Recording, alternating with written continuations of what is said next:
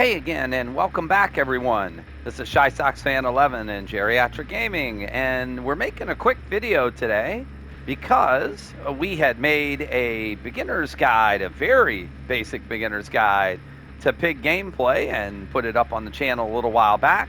And while we're getting ready to make another one, this time it will be on the Wraith, and it should be out very soon. We dawned on us that since we made that video, pig gameplay has changed. The pig got a rework. She had some of her add-ons changed, and also the meta has changed a little bit in the game. So there were recommended builds that we were running on Piggy at the time, and it dawns on us that, well, we're not exactly running that build anymore. So in lieu of that, we've decided to go ahead and make this video in which we're going to address just some of the changes. Most of what we said in that video about playing pig, that hasn't really changed as far as strategy and as far as regular gameplay with her, the way her traps work, and just her basics. But like I said, there's a difference in the loadout that we use now to play pig, and it's another loadout that I can illustrate here and that I'll talk about and why I play it. That if you're playing pig and you saw that guide, it's a loadout that you might consider using. And we'll also take a look at some of her add-ons that have been changed and what that means for running them. So let's take a look at the current loadout, and we're not necessarily going to look at our add-ons up here yet because those vary from match to match, but we will talk about add-ons that have been changed and what they do now and why you could or could not run them and what advantages they'll be. But we will talk about a different perk build. And this is kind of a perk build, and it's got one perk slot that you could alternate, but it really revolves around the change in meta. Ever since the release of Season of the Witch with Michaela and the boon totem mechanism being added into the game, well, totems are even less reliable than they used to be before. And in my initial pig video, my initial pig build, or one of my powerful pig builds that I had gotten up to rank 1 with, revolved around using Hex Ruin and Hex Undying as generator slowdown. Well, unfortunately, totem spawns have not gotten any better. If anything, it feels like they've gotten worse. The new map, the Ire of Crows map that came along with the artist, features totem locations that are very much in the wide open in many cases. And another map in Hawkins that used to have very good totem spawns is no longer a part of the game. So a killer map, a killer-sided map with great totem spawns is gone. A more friendly survivor-sided map with totem spawns that are very much in the open is now part of the map rotation. So running Ruin and Undying, I'm not saying you can't do it. I'm not saying that you can't run that build that I talked about in that initial pig video, but I am saying it's not going to be nearly as effective, I think, in the current meta, where it feels like every group has at least one survivor that's running a boon totem perk, almost always Circle of Healing. So what have we been running in its place? Since we don't have Ruin and Undying, we still need to keep the game slow at the beginning, so we're running Corrupt Intervention. Corrupt Intervention at tier 3 will block the 3 generators furthest away from us for the first 120 seconds at the start of the trial. And if you've watched a lot of my pig videos that have been uploaded since I've switched to this build, you'll notice that I stealth around at the beginning of the match a lot more than I used to. Running Ruin and Undying, it was always very important for me to find survivors immediately, to chase them off of generators immediately so Ruin could start doing work.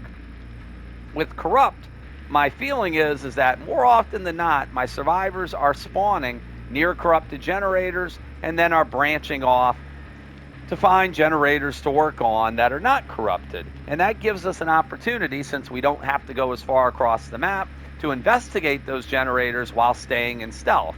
And I will say that in my recent gameplay, I get a lot more gen grabs with Piggy in the early game than I did when I was running Ruin and Undying, because before, I didn't want to stealth up and take the time, since Piggy moves so much slower when she's crouched. I didn't want to take that time to get across the map and potentially lose a generator, so survivors knew I was coming, and gen grabs were far less common. Now that I'm using stealth a lot more often, well, that's because of Corrupt. I'm able to do that, and I have gotten a lot more gen grabs. So if you like to play a sneaky pig, Corrupt also actually helps you to do that. But Corrupt is our first point of slowdown to block those generators the furthest away from us. Corrupt is one of the most powerful killer perks in the game. I now run it on almost every killer build because generator speeds are the biggest problem facing killers in this game, is getting literally gen rushed out of the game, and Corrupt at least delays that at the start. What does Corrupt also do for us? It just depends on where we spawn. Occasionally, it doesn't really help us. If we spawn in the middle of the map, we've had generators on opposite sides that have been blocked because technically those are the three furthest away.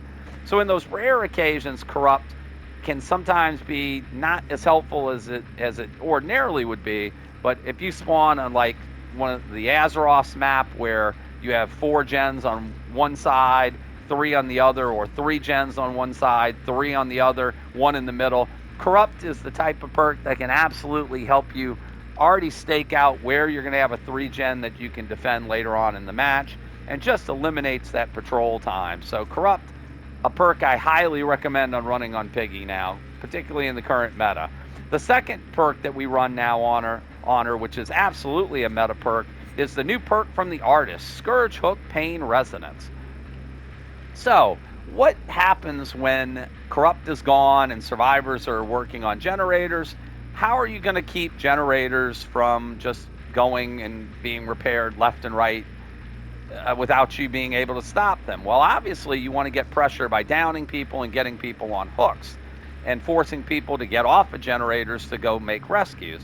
And obviously, your bear traps are going to also be part of what's slowing the game down.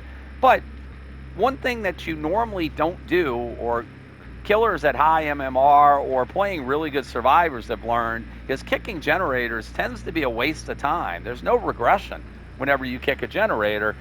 Generators regress so slowly, and a survivor literally just has to tap it to stop that regression, that unless you're running a perk to, well, cause damage to that generator, kicking is not something that you want to use your valuable time doing.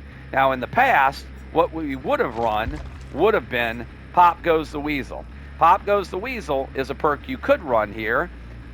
Whenever you hook somebody, you go to a generator, you kick it, it immediately loses 25% of its progress and then starts regressing at that point. And Pop is active for 45 seconds. The problem with Pop is that you don't always know what generator needs to be hit the most. If you run a perk like Barbecue and you can see survivors that are a distance away from you working on a generator, that might be the gen you go to next. That might be a gen that's getting ready to get finished. That's a generator you'd want to pop. But that's not always the case. A lot of times when I've run Pop, I'll hook somebody, I'll head towards a generator to pop it, and survivors will finish that generator before I can get there. Or I'll head to a generator I've seen a survivor working on, or that I assume a survivor is working on, and that generator has absolutely no progress on it, or barely any, where using Pop on it is almost a waste. And then I come across another generator that I would have liked to use Pop on, except I don't have Pop anymore because I've used it on a gen with less progress. So Pop is still a good perk, and it's still a perk I could say you could run in this second spot. But the reason we're running Scourge Hook now is simple. Scourge Hook eliminates the need for us to have to go to a generator to pop it. It targets the generator with the most progress on it. It immediately causes it to explode. It loses 15% of its progress and starts to regress. And anybody repairing that generator at the time of that pop, they're going to scream and reveal their location. So this is a very, very powerful perk. I would make the argument it is the most powerful killer perk I've seen in the last 2 years, save for pre-nerf Undying. And it's an absolute must run on pretty much every killer build I have now. It's 10% less of a regression than Pop, but you do not have to worry about going to a generator or finding a generator to kick or worrying about that generator getting finished in front of you. It tells you immediately, this is the generator that's got the most work on it. If people are on it, it will give you that information that survivors are there. So whenever I run this and I hook somebody, if the generator with the most progress has people working on it, well, that's the direction I'm going to head into, because then I know I have a chase immediately. And if they stay on the generator, even better, then that eliminates me having to hunt them down. If they leave the generator, I could kick it again if they bothered to tap it. A lot of times, survivors will just abandon the generator and it'll still be regressing. If survivors are not working on that generator with the most progress, then you'll also know you don't have to go to that gen and that it will be regressing, hopefully. All that extra information is so valuable with this perk. The only downside to Scourge Hook is that you only get 4 hooks, and RNG will determine on whether or not those hooks are in the vicinity of where you are. I have found that in pretty much all of my matches, it is rare that I down a survivor and I don't have at least 1 Scourge Hook within reach of me getting that survivor to it. Occasionally, all my Scourge Hooks will be bunched away from where I've downed the survivor. Occasionally, I've tried to get someone to a Scourge Hook instead of hooking them closer, and somebody has wiggled off because I've been a little bit too ambitious. Even with that being said, I think this is an absolute must-run perk on so many killers, and Piggy is one of them, to get that generator regression where you need it. And like I said, just I think one of the best perks added to the game since I've been playing the game. So this now is my other generator slowdown to go with Corrupt. So this right here, very important slowdown. But we add a little bit other slowdown to our game in the perk Hex Plaything. So we mentioned that Hex totems are very unreliable, even more so than ever with the boon meta being part of what's going on. Plaything is an exception to that.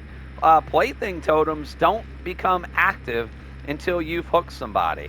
The first time you hook a survivor, that survivor will become cursed. Plaything will activate on a dull totem, and that survivor will suffer from the oblivious status until Plaything is cleansed. The aura is revealed to that cursed survivor whenever they're within 16 meters.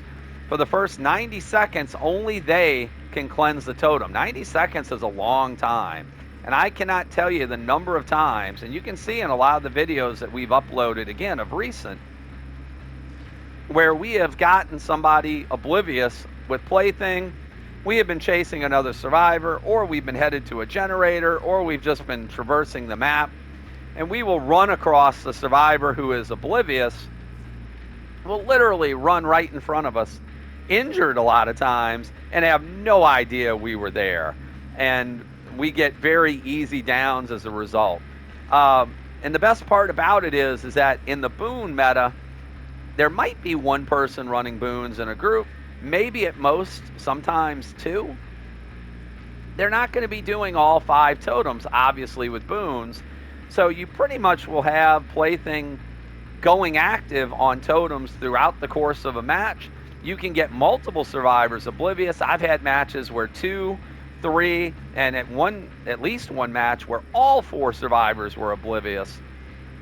And what does that do? That allows you to be a stealthy pig without actually having to crouch. And that in itself is huge and very important and very powerful.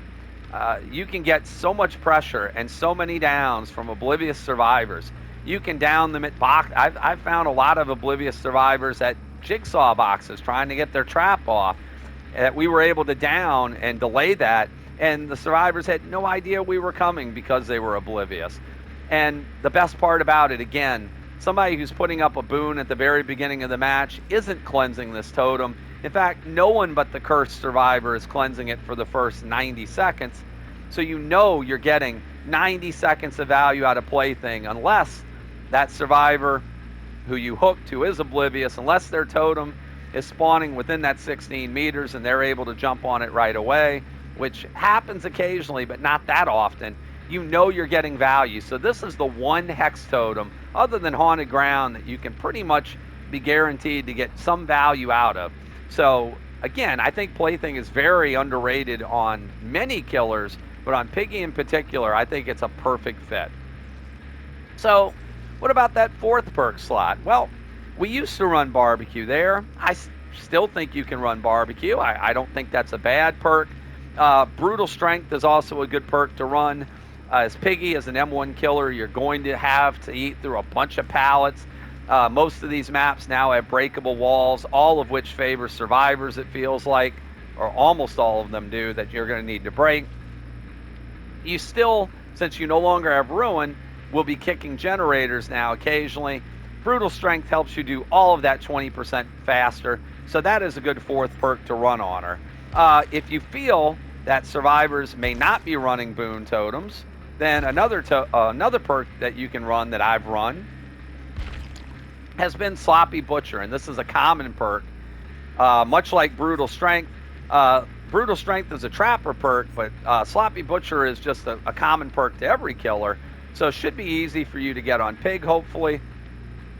Any basic attack will cause the mangled and hemorrhage status. Survivors are going to bleed a lot more. It's going to take them a lot longer to heal. And again, if they're oblivious with Plaything, which, by the way, we forgot to mention is Pinhead, a Cenobite perk.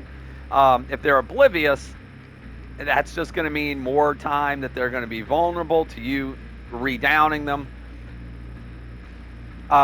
If they have a trap on their head, if it's an active trap, it's just means that if they're going to try to take the time to heal while that trap is active, that just means if you're running Sloppy, it's going to take them longer for them to heal. A Sloppy is a good perk on almost any killer, and again, it's a form of slowdown, not necessarily as noticeable as some of the other slowdown perks in the game, but it's absolutely a very, very good perk to run on Piggy or any killer for that matter.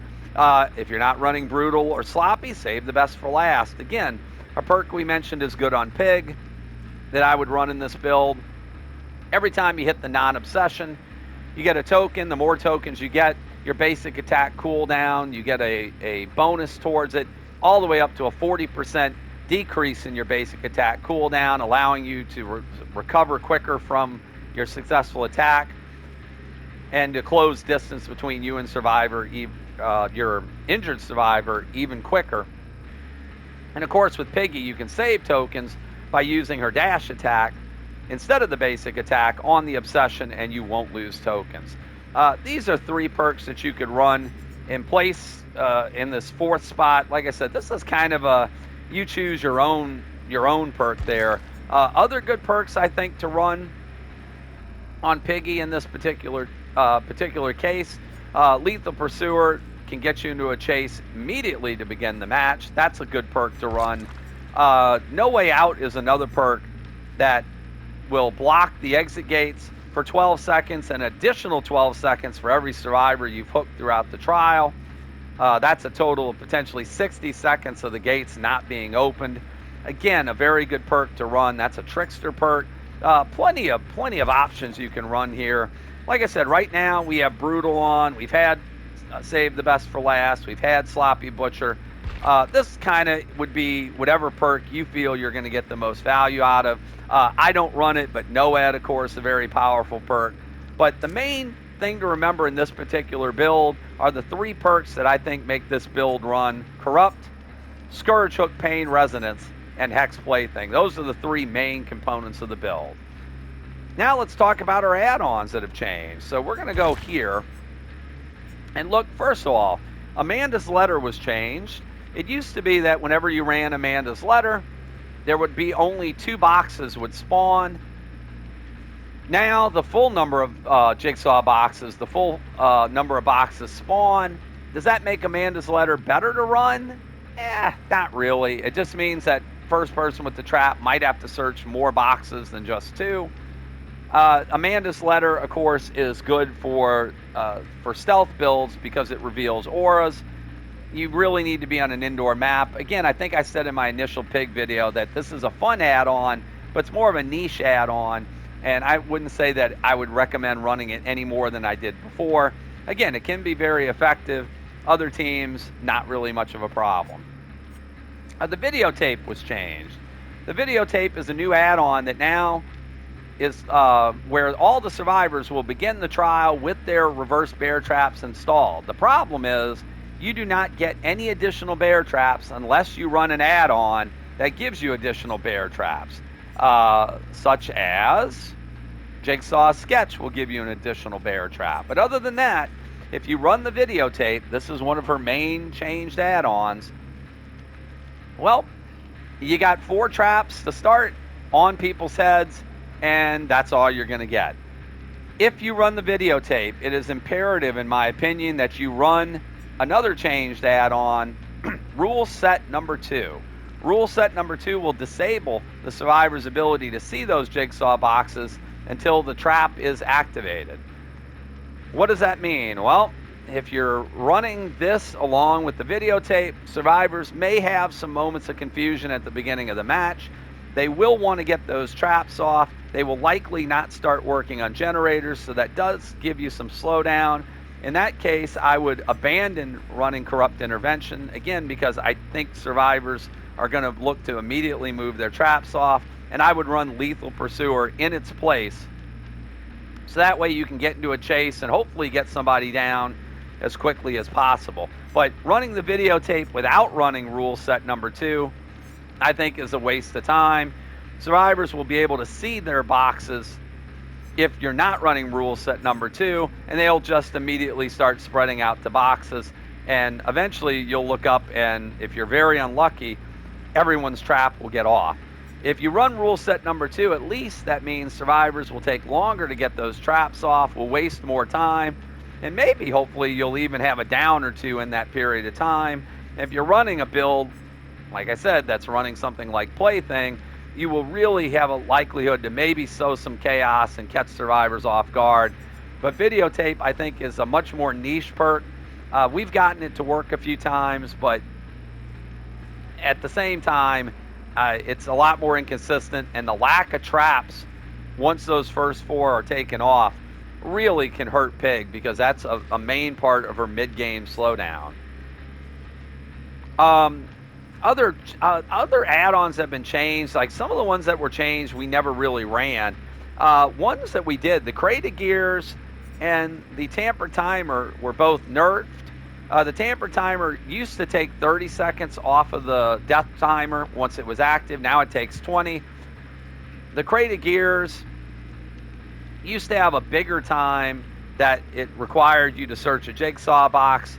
That got nerfed as well. So the Crate of Gears Tamper Timer combo, which used to be able to almost guarantee a head pop if a survivor was unlucky, can still be deadly, but it's not nearly as much as it was before. We have run it since and did not get a head pop with it. Does that mean it's not worth running these 2 powerful add-ons? I think these are both still very powerful, but you're going to need survivors to be a little bit more careless with the traps on their head and a little bit more unlucky than they used to be, or you'll have to harass them off of boxes a little bit more in order to get them to get a head pop. Jigsaw Sketch was changed. Now it increases the bear traps by 1. Whenever a survivor that has a reverse bear trap is working on a generator, that generator's ore is revealed to you. It's an interesting add-on, but not necessarily one that I would recommend running per se. I think that the slow release toxin, which means that anybody who has a bear trap on them will be exhausted until they get them off, that's still not a bad add-on. The face mask inflicts blindness until removed.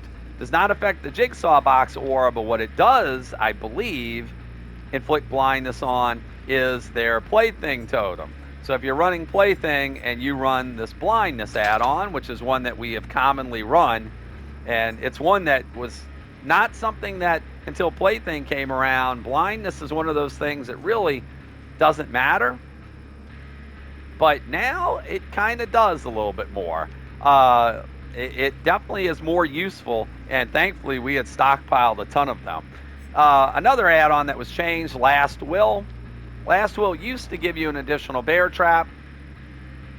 Now it increases your ambush attack movement speed by 6%, and the charge to your attack has been increased as well. Again, that increased ambush attack movement speed is nice, so that's something that we like running. The combat straps used to be Pig's best add-on. I don't really think that's changed. I still think that's one of her best add-ons. Medical file is one that was changed. Now this just increases your crouch move speed by 6%. Again, if you like to crouch around the map, not a bad add-on to run. And the workshop grease. This is one that is very worth running, I think. This will increase your attack charge speed by 50% and decreases your miss cooldown by 25%. The workshop grease is one that was changed, and again, it's one we never ran before because you can see how many of them we had as compared to the combat straps. This is another add-on I think that is definitely usable with Piggy now. So what did their add-on change do? I think it opened up a couple different alternatives. It used to be that if you wanted to run optimal Piggy add-ons, it was either combat straps and the videotape, or you would run tamper timer and crate of gears. Now, I think that with the changes to the videotape, the change to rule set number 2, at least as far as its rarity, because this used to be the Eerie add-on, I think, and the change to workshop grease, I think some of these things now make for some different add-on builds. As you can see, like I said, we're running the face mask for blindness to go with Plaything and the slow release toxin to inflict exhausted. I mean, now I think you can do some different builds with Piggy as far as their add-ons go. Did the add-on change help her or hurt her? There are people that claim it hurt her. I don't think it really changed her play style all that much. The only thing it really changed is if you were using tamper timer and crate of gears regularly to get head pops. Like I said, I think that means those are less likely. But other than that, a few more interesting add-on combinations that you can try with Piggy that weren't there before. So those are kind of the changes to Piggy since I made that video. Changes to the build, at least the build that we run, and changes to Piggy's playstyle since we made our introductory guide to the pig. So I hope that you use everything I used in that first guide and talked about, and take what's been said in this video and some of the differences in play styles and differences in add-ons, and just kind of add that into what I talked about in that first video, and hopefully that will give you an even better pig experience. So that's it for this update and this addendum to that initial pig video. Feel free to comment below on anything I may have missed here, anything that you feel can be talked about as far as how you would play pig or how you play pig in your own matches. And once again, also check us out in the future as we have a Wraith guide, a very basic beginner's guide to the Wraith, coming out very soon on the channel. But until the next time, thanks again so very much for watching. Please check us out also on Twitch at the link below at Geriatric Gaming 11. You'll get notified when we go live with rounds over there. Until the next time, thanks again for watching. We hope everyone has a wonderful day, and we'll see you in our next Dead by Daylight.